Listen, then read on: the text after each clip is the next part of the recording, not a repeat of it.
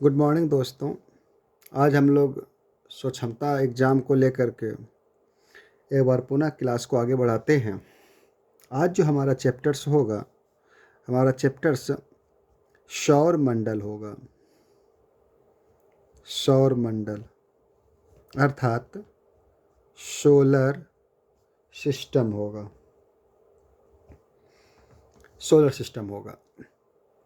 प्यारे दोस्तों, हम लोग आज तो ये समझेंगे, चूँकि इससे पहले हम लोग पढ़ चुके हैं सूर्य के बारे में। ये पिछली कक्षा हम लोग इस सामान्य जानकारी ले लिए थे सूर्य के बारे में कि सूर्य कहाँ है। तो इसका जवाब आता है कि सूर्य जो हमारी आकाश गंगा है, जो हमारी आकाश गंगा है, जिसका नाम मिल्की वे है, मिल्की वे है, जिसका आकार, आकाश गंगा का जो आकार है हमारे मिल्की वे का, वो सर्पिला आकार है। सर्पिला आकार अर्थात इस आकार का। अगर बीच में बल्ज है, जिसको हम लोग बल्ज कहेंगे, और इस बल्ज के ये पहली भुजा और ये दूसरी भुजा और ये तीसरी भुजा इस प्रकार का है। और हमारा जो सूर्य है वो यहाँ है, यानी आप ये समझिए कि ये दूसरी भुजा में है। तो आकाश गंगा के दूसरी भुजा में है। तो हमारा सूर्य कहाँ है? दूसरी भुजा में है। और दूरी कितना है? अगर दूरी की बात करेंगे तो ये 30,000 प्रकाश वर्ष की दूरी पर है। प्रकाश वर्ष। तो यहाँ पे एक शब्द आ रहा है, प्रकाश वर्ष क्या है? तो अगर आप लोग प्रकाश वर्ष को समझने का प्रयास करेंगे तो प्रकाश वर्ष दूरी का मात्रक है, यानी दूरी का मात्रक। अर्थात अगर खगोलीय दूरी को मापना है, या ब्रह्मांड के जो पिंड है उन दूरियों को मापना है, तो हम लोग प्रकाश वर्ष की मदद लेते हैं। इसमें यह किया जाता है कि सूर्य का प्रकाश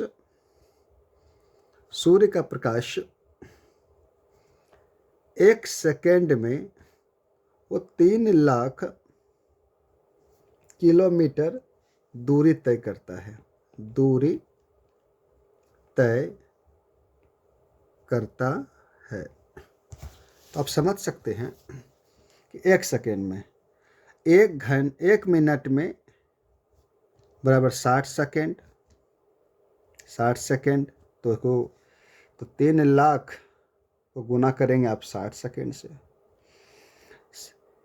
अर्थात 1 घंटा में अगर बात करेंगे तो 1 घंटा में 60 मिनट।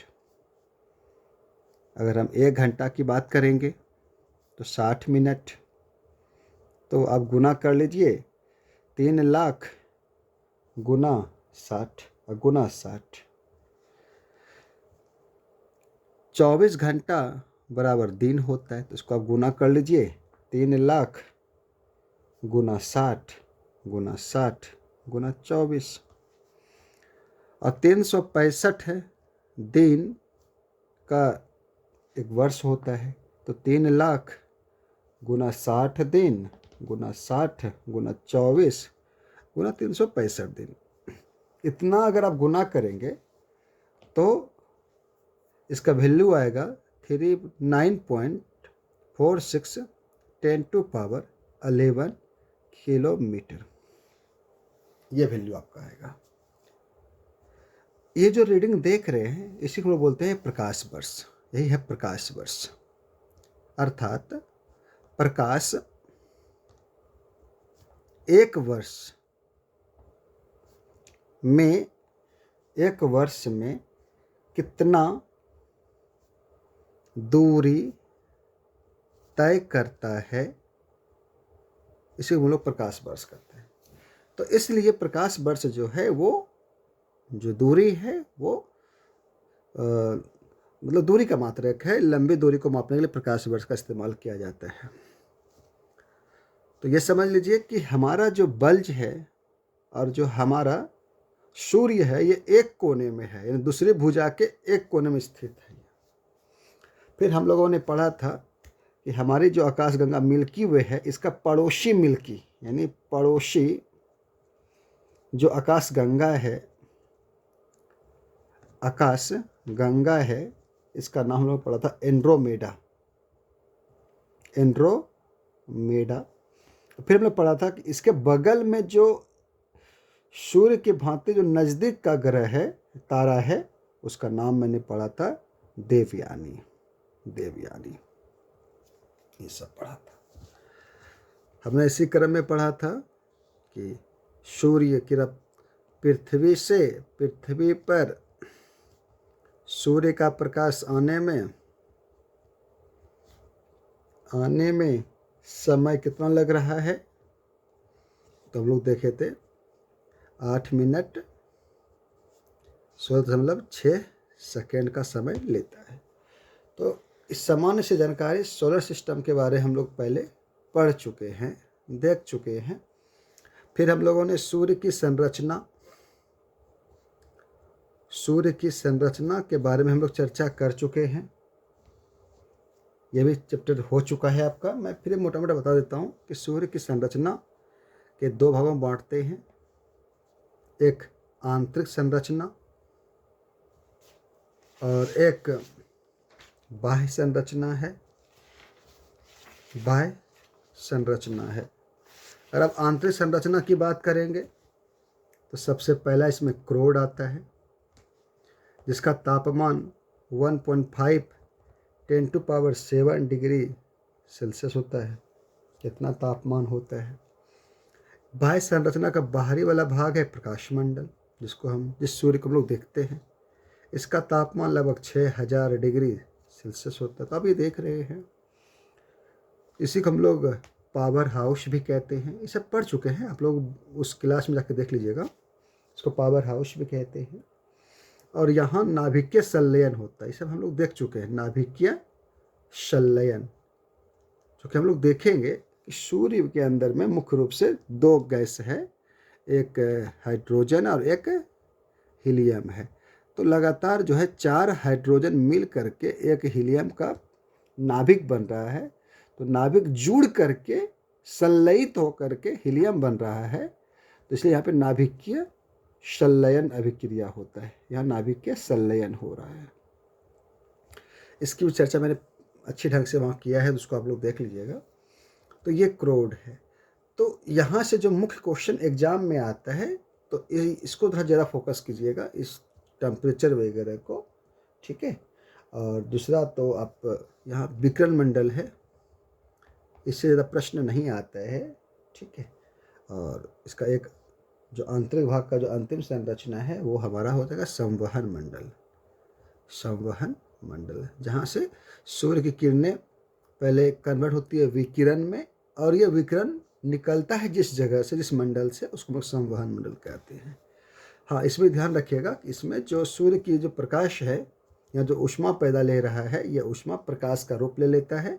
और यह प्रकाश एक तरंग का रूप लेता है, जिसको बोलते हैं विद्युत चुंबकीय तरंग। विद्युत चुंबकीय तरंग। तो काफ़ी फेमस क्वेश्चन है विद्युत चुंबकीय तरंग को लेकर के। तो ये एक बाह्य संरचना में है, जिसको लोग प्रकाश मंडल कहते हैं। दूसरा अगर हम लोग देखेंगे इसको, तो इसको लोग वर्ण मंडल कहते हैं, जिसको वायुमंडल भी कहते हैं। सूर्य का वायुमंडल है ये। और यहाँ से बस ध्यान रखना कि यहाँ सौर ज्वाला आपको आएगा। सौर ज्वाला, जिसमें आपको पढ़ेंगे ऑरोरा बोरियालिस और ऑरोरा ऑस्ट्रेलिस। इसके बारे में भी हमने अच्छी खासी वीडियो में तैयार कर दिया है, क्लास तैयार कर दिया है। तो ये सब बातें हम लोग सूर्य के बारे में जो सामान्य जानकारी है सब लोग देख चुके हैं। एक सदस्य में छूट जा रही है, यह है कोरोना। इसको हम लोग सूर्य का मुकुट कहते हैं। सूर्य का मुकुट कहते हैं। और ये प्रायः जो है पूर्ण सूर्य ग्रहण के समय ये हमको दिखेगा, कोरोना, ठीक है। तो ये संरचना है सूर्य का। हम लोग जो आज पढ़ेंगे, हम लोग का आज जो चैप्टर्स है जो देख रहे हैं यहाँ पे, सौर मंडल, यानी सोलर सिस्टम। हम लोग सोलर सिस्टम को एक बार देख लेंगे, सौर मंडल को हम लोग देख लेंगे। यहाँ से सबसे फेमस क्वेश्चन ये आता है कि कौन कौन से सदस्य सौर मंडल के मेंबर हैं, यानी कौन कौन से जो आकाशीय पिंड है वो सौर मंडल के सदस्य हैं। यहाँ से क्वेश्चन सीधा एग्जाम में आता है। अगर आपको यहाँ पे समझ बना लेंगे तो आपको यहाँ पे अच्छा खासा आराम मिलेगा। ठीक है, चलिए, सौर मंडल में कौन कौन से सदस्य हैं वो देखिए। पहला तो सूर्य है, यानी इसको मुखिया कहते हैं, ये मुखिया है। और लगभग 99% भाग तो केवल खाली सूर्य ही है, जो कि जान रहे कि यह एक तारा है, सूर्य एक तारा है। तो ध्यान रखिएगा, सौर मंडल में सिर्फ एक ही तारा है, वो केवल सूर्य है। ठीक है, और इसमें दूसरा आ जाएगा ग्रह। ग्रह कितना हो जाता है तो आपको पता है, ग्रह कुल 8 है। तो सौर मंडल में ग्रह भी आता है, इसके बारे में हम लोग पढ़ेंगे अभी जस्ट। अगला होता है उपग्रह, जो कि ग्रह की परिक्रमा करता है, उसको उपग्रह कहते हैं। इनकी संख्या लगभग 172-73 के आसपास आता है, उनको आप लोग देख लीजिएगा। 172 के आसपास आता है। एक होता है क्षुद्र ग्रह। क्या होता है? क्षुद्र ग्रह। ठीक है, या कभी कभी इसको हम लोग लघु ग्रह भी कहते हैं, या इसको कभी कभी कहीं कहीं इसको बौना ग्रह भी कहते हैं। बौना ग्रह, इन सबको एक ही नाम से पुकारा जाता है। ठीक है, तो ये भी आता है क्षुद्र ग्रह, बौना ग्रह। इसकी संख्या अगर आप बात करेंगे तो लगभग क्षुद्र ग्रह थोड़ा सा अंतर हम कर लेंगे। बौना ग्रह लगभग 5 है, और क्षुद्र ग्रह अभी हम चर्चा कर रहे हैं। कुछ आपका उल्का आ जाएगा, उल्का पिंड भी आ जाएगा। और अगर आप और कुछ देखें तो पुच्छल तारा भी आपका आता है। तो ये सब जो है हमारा सौर मंडल का मेंबर है। इस बार ही सीटेट के एग्जाम में क्वेश्चन सीधा यहाँ से आया हुआ था कि इनमें से कौन सही चीज़ को सुमेलित करे। तो इनमें से जो है ऑप्शन ये भी था कि वहाँ पर नक्षत्र वगैरह भी था। तो इसमें सूर्य था, ग्रह था, उपग्रह था और नक्षत्र था। तो नक्षत्र मतलब तारों का समूह को नक्षत्र कहते हैं। तो नक्षत्र तो होना नहीं था, तो वहाँ सही ऑप्शन को पकड़ना था। कई बार एग्जाम में सीधा क्वेश्चन यहाँ से निकाल लिया जाता है कि सौर मंडल सदस्य इनमें से कौन कौन है। तो थोड़ा हम लोग इसको ध्यान रखिएगा, यहाँ पे थोड़ा होशियार हो जाइएगा। ठीक है, यहाँ से क्वेश्चन सीधा निकाला जाता है एग्जाम के अंदर में। अब हम लोग कुछ सीक्वेंस देख लेते हैं, और हम लोग थोड़ा यहाँ पे इसको पकड़ेंगे। ये हमारा मान लीजिए सूर्य है, सन है। तो देखेंगे यहाँ पे क्या क्या हो रहा है। सूर्य के सबसे करीब में जो ग्रह है दोस्तों, वो ग्रह है बुध। लोग आराम से डिस्कस करेंगे। ये ग्रह बुध है ना, सबसे छोटा ग्रह है। ये सबसे छोटा ग्रह है बुध। ठीक है, सबसे छोटा ग्रह है। तो जो हम लोग 8 ग्रह है, 8 ग्रहों में सबसे छोटा ग्रह बुध है, और सबसे सूर्य के नज़दीक का ग्रह है। समझिएगा, आप कह सकते हैं कि सूर्य के निकट का ग्रह है। सूर्य के निकट का ग्रह है कौन? बुध है। इसको भी थोड़ा ध्यान रखिएगा। इसके अलावा जो है ध्यान रखिएगा, इस ग्रह के पास यानी जो बुध ग्रह है, बुध ग्रह के पास कोई उपग्रह नहीं है, यानी आप कह सकते हैं कोई संतान नहीं है, उसको कोई औलाद नहीं है। ऐसे 2 ग्रह पड़ेगा। अभी आगे पढ़ेंगे हम लोग शुक्र ग्रह, उसको भी कोई उपग्रह नहीं है, ध्यान रखिएगा। और चौथी पॉइंट जो बुध ग्रह से आता है कि ये केवल 88 डेज यानी 88 दिन में ही ये सूर्य की पूरी परिक्रमा कर लेता है। और ये इतना तेज़ी से परिक्रमा कर लेता है बुध, जिस कारण से बुध के बारे में क्वेश्चन और आता है कि सभी जो 8 ग्रह है, 8 ग्रहों में सबसे तीव्र गति से, यानी इसकी कक्षीय चाल जो होती है, इसकी कक्षीय चाल सबसे ज़्यादा है, कक्षीय चाल सर्वाधिक है, यानी सबसे ज़्यादा कक्षीय चाल इसका है बुध ग्रह का है। और कितना है? लगभग इसका कक्षीय चाल 78 किलोमीटर प्रति सेकेंड है, ज़्यादा माना गया है। आमतौर पे हम लोग ये क्वेश्चंस करते हैं कि शुक्र एक ऐसा ग्रह है जिसको कि हम भोर का तारा भी कहते हैं और सांझ का भी तारा कहते हैं। में ये कुछ खूबी हमारा बुध ग्रह में भी है। हालांकि अगर आपको बुध ग्रह को देखनी हो आसमान में तो बहुत ही आसान है। जब सूर्य निकलने लगता है, यानी सूर्योदय, है ना, सूर्योदय के ठीक 2 घंटे पहले आपको ये दिखेगा। 2 घंटे पहले दिखता है ये। कौन सा ग्रह? बुध ग्रह। और एक तो क्वेश्चन पूछा भी जाता है कि कितने ग्रह को खुली आंखों से या नंगी आंखों से देखा जा सकता है।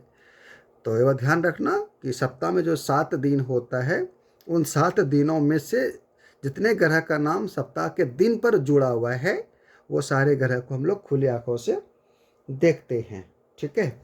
सबसे ज़्यादा इंटरेस्टिंग बात यहाँ पर यह है बुध ग्रह से दोस्तों, कि बुध ग्रह पे जो एक दिन होता है, एक दिन यानी 1 डे जो बुध ग्रह का है, हमारे पृथ्वी के 90 दिन के बराबर है। सोचिए, 90 डेज कहाँ? अर्थ पे। यानी पृथ्वी का जो 90 दिन है वो बुध ग्रह का एक दिन के बराबर होता है। समझ रहे हैं? और इसमें से ज़्यादा क्वेश्चन बुध ग्रह से ये आता है कि ये सबसे ज़्यादा तापांतर वाला ग्रह है। यानी इसको लिख सकते हैं कि सर्वाधिक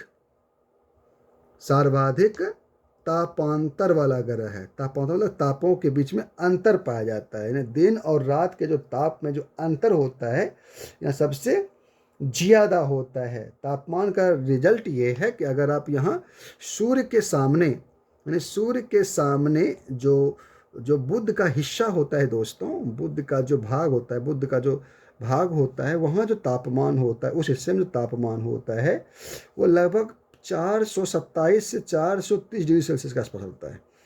और जो जो हिस्सा सूर्य के सामने नहीं होता है ना, यानी सूर्य के पीछे वाला हिस्सा, यानी पीछे वाला भाग का जो तापमान होता है वो लगभग 173 से 175 टू 100 डिग्री सेल्सियस तक वो रहता है। तो ये समझ लीजिए, सोचिए कितना का अंतर हो गया।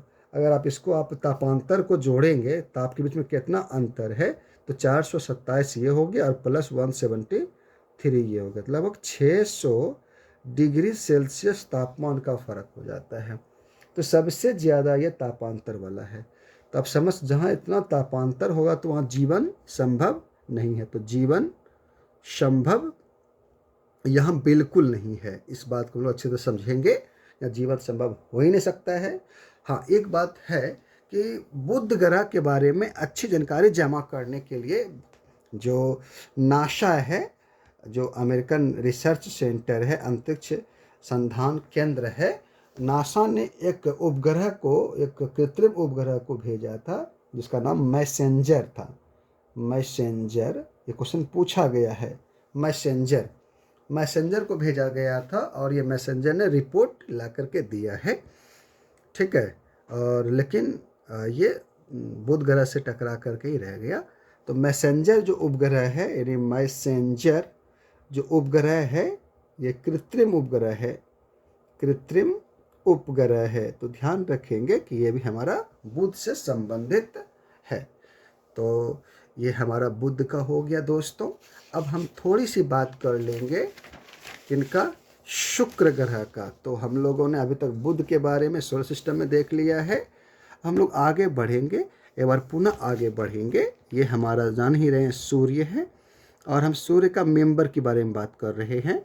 ये हमारा जो सबसे नज़दीक का ग्रह था वो हमारा बुध था, जिसके बारे में हम लोग पीछे पढ़ लिए हैं। ये बुध, जिसको हम लोग बोलते हैं अंग्रेजी में मरकरी बोलते हैं। इसका अंग्रेजी नाम भी हम लोग को याद रखना जरूरी है, ये भी एग्जाम में सीधा पूछा जाता है। दूसरा क्वेश्चन है हमारा शुक्र। दूसरा ग्रह जो है बुध में दूरी के अनुसार से वो हमारा शुक्र ग्रह है। तो हम लोग शुक्र ग्रह को हम लोग अब देख रहे हैं कि शुक्र ग्रह के बारे में क्या क्या जानकारी, क्या क्या फैक्चुअल हमारे सामने आता है। ठीक है। तो सबसे पहले ध्यान रखिएगा, शुक्र को हम लोग एक क्वेश्चन पूछा गया था, किस ग्रह का नाम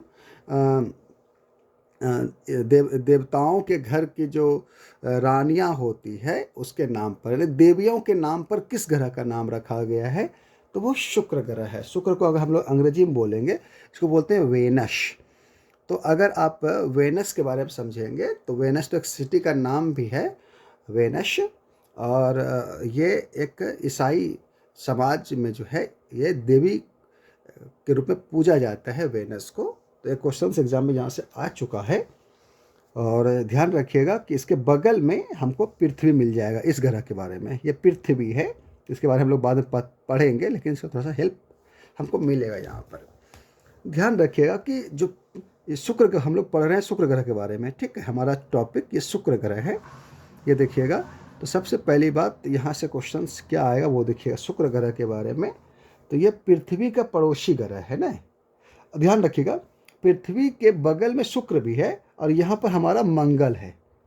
ध्यान से देखिएगा क्वेश्चन कैसे पूछा जाता है।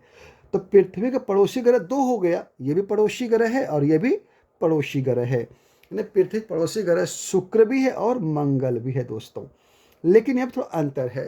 अगर हम निकटतम की बात, पड़ोसी ग्रह दोनों हो जाएगा शुक्र और मंगल, लेकिन निकटतम ग्रह अगर दूरी की बात करेंगे तो पृथ्वी से जितना दूरी मंगल का है उनसे कम दूरी शुक्र का है। इसीलिए इसको बोलते हैं सर्वाधिक निकटतम ग्रह, ठीक है। तो इसको ध्यान रखिएगा कि शुक्र क्या है, पृथ्वी का सर्वाधिक यानी सबसे सर्वाधिक निकटतम ग्रह, निकटतम ग्रह है दोस्तों। तो इसको आप लोग ध्यान से देख लेंगे। दूसरा बात ध्यान रखिएगा, इससे जो क्वेश्चन आता है, एक सबसे फेमस क्वेश्चन है कि शुक्र के बारे में, जो कि बहुत ही चर्चित क्वेश्चन है, ये सबसे गर्म ग्रह है। ध्यान रखिएगा, ये सबसे गर्म ग्रह है। अब गर्म ग्रह क्यों है, क्योंकि इसके पीछे रीजन है। ये गर्म ग्रह होने के कारण है प्यारे बच्चों, प्यारे दोस्तों, यहाँ पे कार्बन डाइऑक्साइड गैस काफ़ी मात्रा, सोचिए कि लगभग 90% भाग यहाँ कार्बन डाइऑक्साइड है। और कार्बन डाइऑक्साइड यहाँ किस रूप में, वो देखिएगा, अगर ये हमारा शुक्र ग्रह है, ये समझिए ये हमारा शुक्र ग्रह है, तो शुक्र ग्रह के 1 किलोमीटर मतलब 1 किलोमीटर के ऊंचाई में जो बादल देख रहे हैं वो सारा बादल कार्बन डाइऑक्साइड वाला बादल है, CO2 का बादल है। और CO2 का बादल इस रूप में है कि अगर आप जान रहे हो जहाँ कार्बन डाइऑक्साइड की मात्रा ज़्यादा है तो वो तापमान तो अधिक सोखेगा ही, तो जिस कारण से ये काफ़ी गर्म हो जाता है। तो बहुत सारे जो स्टूडेंट्स वगैरह उनको एक कन्फ्यूजन होता है कि बहुत सबसे गर्म ग्रह शुक्र क्यों होगा, सबसे गर्म ग्रह तो बुध होनी चाहिए, क्योंकि बुध तो सूर्य के निकट है, जबकि तापांतर भी यहाँ ज़्यादा है। लेकिन हमारा शुक्र क्यों सबसे गर्म ग्रह हो रहा है, इसके पीछे वाला वजह ये है कि यहाँ कार्बन डाइऑक्साइड की मात्रा सबसे ज़्यादा होता है। और वो जो कार्बन डाइऑक्साइड है वो शुक्र की सतह से 1 किलोमीटर के नीचे घना बादल, कौन सा बादल, घना बादल के रूप में दोस्तों ये रहता है। और ऐसा लगता है कि मानो ये प्रेशर कुकर में जिस प्रकार से गैसों का दबाव होता है, प्रेशर कुकर में गैसों का दबाव होता है, ठीक इसी प्रकार का स्थिति हमारे शुक्र ग्रह पर होता है। अब सोचिए इतना गर्म ग्रह होगा तो क्या वहाँ जीवन संभव है, जीवन संभव एकदम नहीं है, जीवन संभव नहीं है। अब ध्यान रखिएगा कि जो शुक्र ग्रह पर है यहाँ घना बादल है, और ये घना बादल होने के कारण से ये घना बादल का रंग जो है, कलर जो है, लगभग हल्का पीला होता है, हल्का पीला। ध्यान रखिएगा, तो ये हल्का पीला रंग का ये घना बादल होता है। इसके अलावा एक चीज़ NCERT में क्वेश्चन भी दिया गया है, वहाँ हल्का पीला बादल होने के पीछे वजह दिया गया H2SO4 का होना, यानी सल्फ्यूरिक एसिड यहाँ गैसीय अवस्था में, कौन अवस्था में है, गैसीय अवस्था में है, कहाँ, शुक्र ग्रह पे। तो हम लोग इसको ध्यान रखिएगा। तीसरा जो खासियत है शुक्र ग्रह का दोस्तों, इसका खासियत ये है शुक्र ग्रह का कि इसका आकार, यानी इसका जो आकार है और इसका जो आयतन है, आकार एवं आयतन जो है शुक्र ग्रह का वो पृथ्वी के समान है, यानी पृथ्वी के आकार एवं आयतन के समान है। कौन, ये शुक्र ग्रह का। अब जिस कारण से आकार, आयतन प्लस, अब एक बात जोड़ लीजिए, मोटा मोटी द्रव्यमान भी जोड़ लीजिए, तो मोटा मोटी पृथ्वी के बराबर है।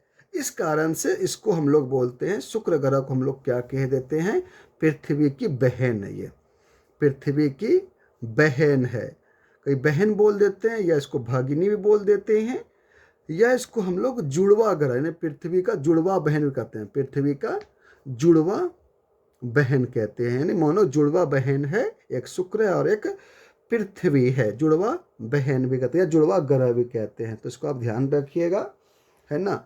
लेकिन हाँ, एक बात ज़रूर है कि चूंकि आपको पता है कि बुध को भी कोई औलाद नहीं है, औलाद का मतलब यहाँ पे उपग्रह है, तो ये भी उपग्रह इसके पास भी नहीं है। तो बुध की भांति बुध की भांति इसके पास कोई उपग्रह नहीं है, कोई उपग्रह नहीं है दोस्तों। तो इस बात को थोड़ा सा हम लोग समझेंगे, ठीक है। तो ये हमारा शुक्र का हो गया। अब हम लोग थोड़ी सी चर्चा कर लेंगे पृथ्वी का। थोड़ा सा वीडियो बड़ा हो रहा है, इस कारण से हम लोग थोड़ा सा हो सकेगा तो हम लोग अगले क्लास में चर्चा करेंगे। फिर एक बार डायग्राम को समझते हैं। एक बार डायग्राम में हम लोग चर्चा भी जस्ट करेंगे अगले क्लास में।